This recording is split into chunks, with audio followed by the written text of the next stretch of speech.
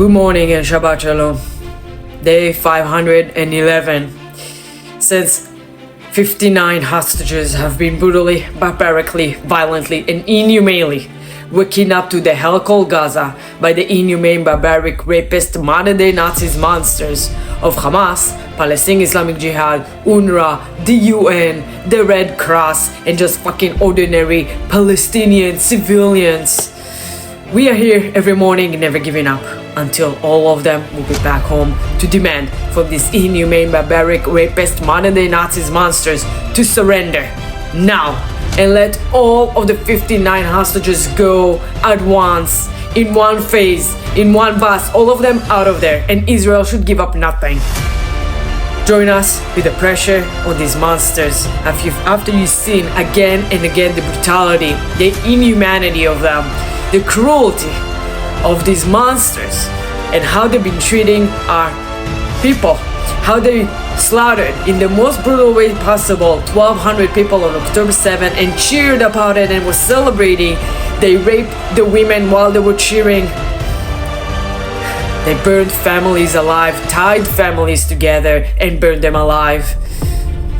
And then they kidnapped 251 people and still holding 59 of them and torturing them daily, starving them, holding them in the deepest tunnels. Right now it's very cold in Israel. In the last week it's been almost freezing temperature, which is very rare.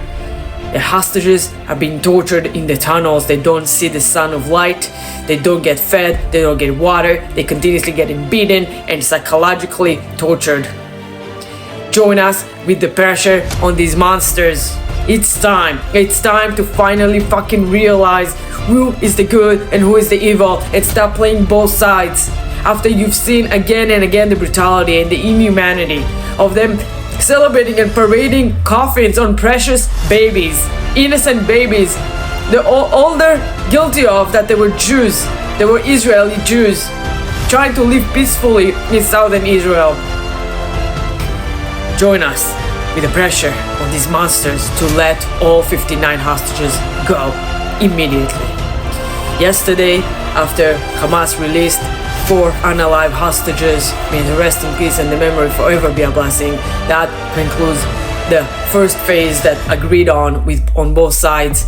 33 hostages in that list, all of them has been released with many issues throughout the time, and now we are facing a dilemma and we will see what's gonna happen.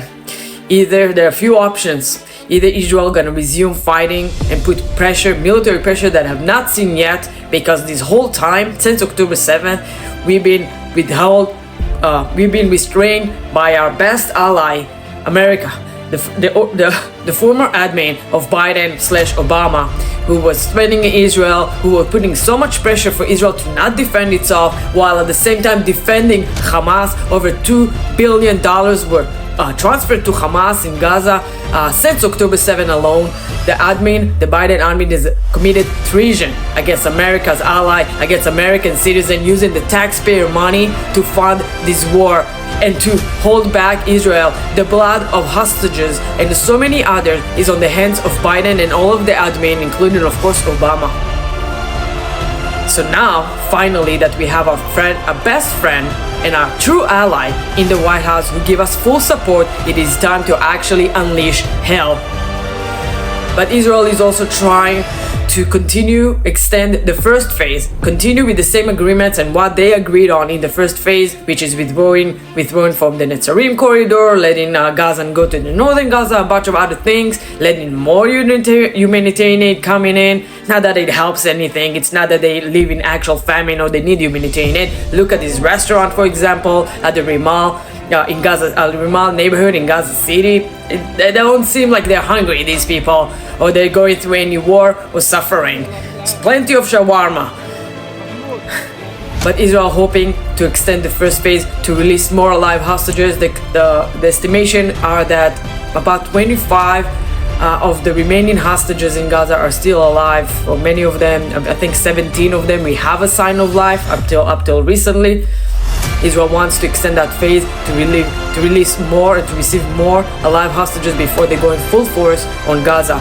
On the other hand, Hamas, they know, they're not stupid. Trust me, they're not stupid. They were able to pull off October 7th. They're not stupid. They know that their best bargain is the hostages. So they will try to hold the hostages as long as they can, if not forever, because they know that as long as they have hostages, the hell that was promised would not be able to be unleashed, because Israel would not unleash hell on Gaza while they know they have alive hostages there. And also the unalive hostages, we want them all back. We want them all for a respectful burial, for the families to be able to bury them and to sit Shiva and to give them the respect they deserve. So join us.